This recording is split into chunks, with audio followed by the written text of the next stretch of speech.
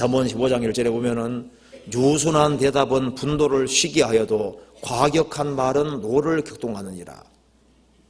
주변에 많은 문제가 생기는 것은 이 과격한 말을 해서 생기는 겁니다. 크리스찬이 과격한 말을 하면은 그 크리스찬답지 못한 행동을 하게 되는 거지 않습니까?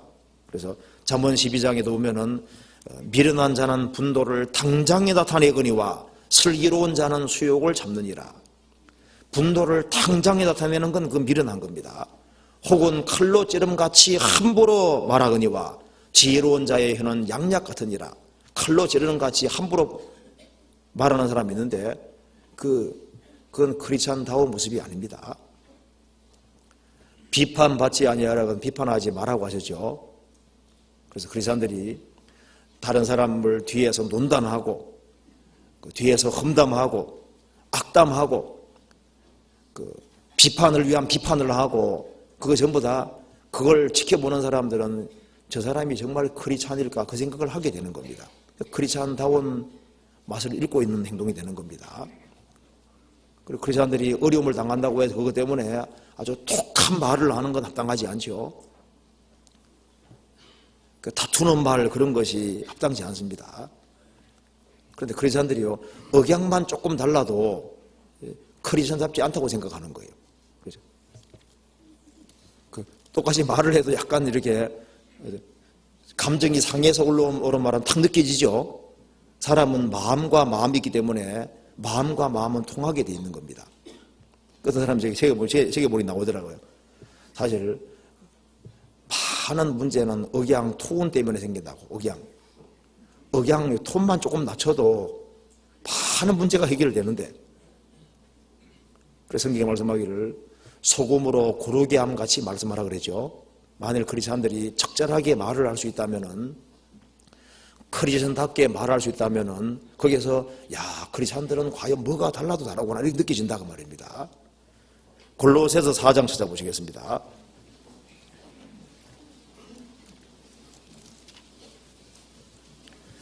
골로새서 4장 6절 같이 한번 읽어보겠습니다.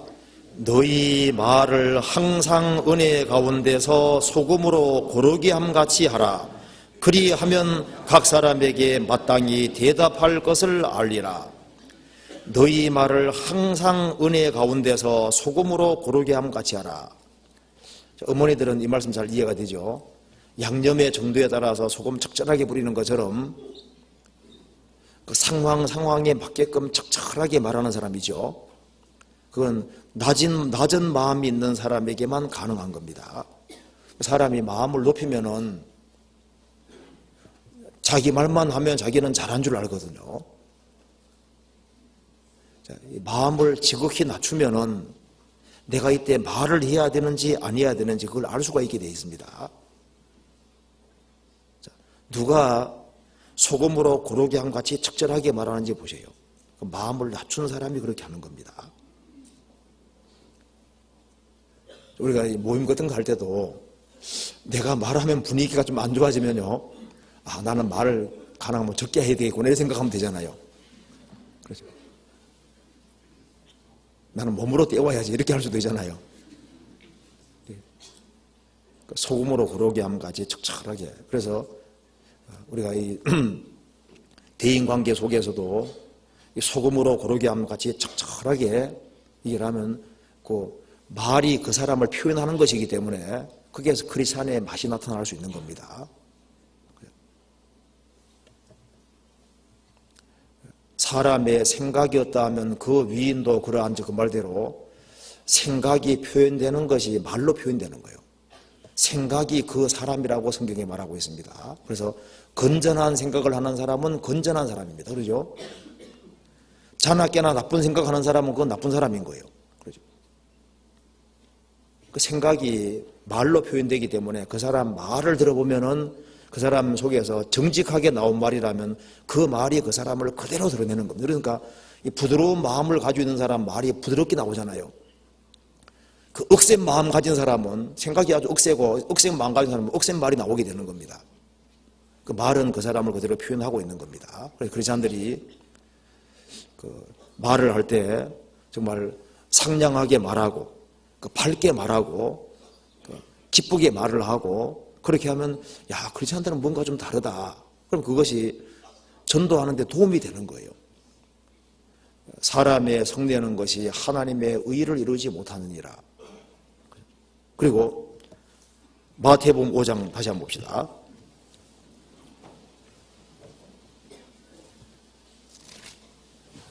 예수님께서 이렇게 말씀하셨죠. 23절에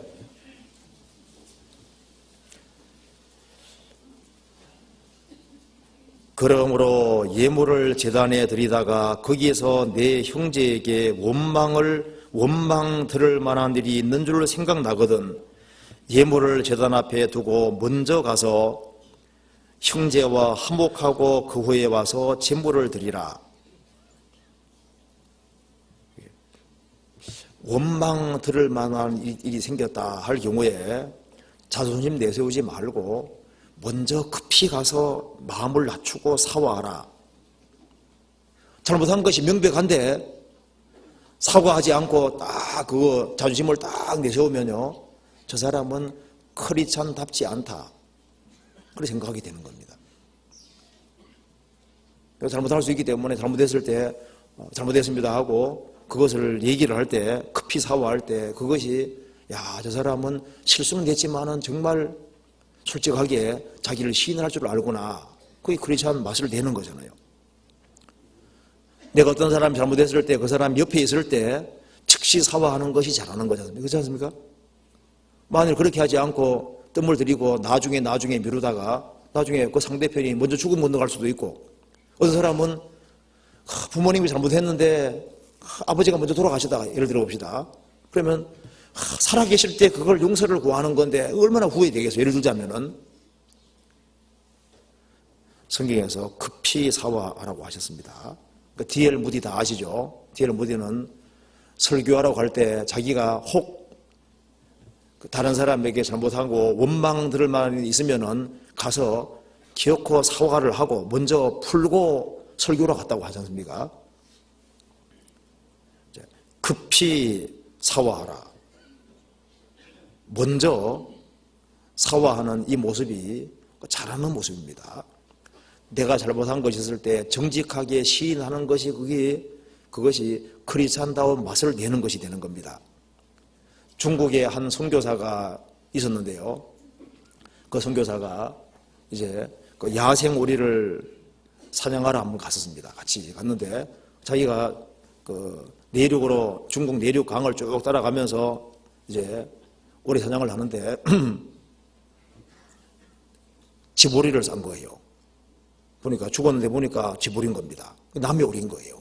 야생 오리가 아니고. 그래서 그 주인을 찾기 위해서 이제 내륙을 다니면서 있잖아요. 내륙 그 강을 타고 다니면서 이 오리 주인을 찾아다니는 겁니다. 그래서 기어코 그 오리 주인 찾아서 자기가 실수로 죽이게 된 걸 얘기를 하면서 배상을 하겠다는 겁니다. 그런데 세상에 그런 사람이 없었는데 선교 산 사람이 이렇게 얘기를 하는 겁니다. 그래서 그 사람이 동네 사람 불러 세상에 이렇게 정직한 사람이 있냐? 도대체 이 사람 도대체 믿는 게 도대체 뭐냐? 그렇게 해서 그 동네 사람들이 믿었다는 얘기가 나옵니다. 선교율에 이런 게 나오잖아요. 그러니까 작은 일을 잘못했는데 그걸 솔직하게 시인할 때 잘못은 범할 수 있지만은 시인할 때 야, 크리스찬은 뭐가 달라도 다르구나. 거스름 돈을 내가 더 많이 받았을 때 이걸 갖다 주면요. 야, 저런 정직한 사람도 있구나. 그러면서 그 크리스찬으로서 예수를 믿으라고 공부할 수도 있잖아요. 자존심을 내세우지 말아야 할 때 자존심을 내세움으로써 그것이 맛을 잃게 되는 경우도 있는 겁니다.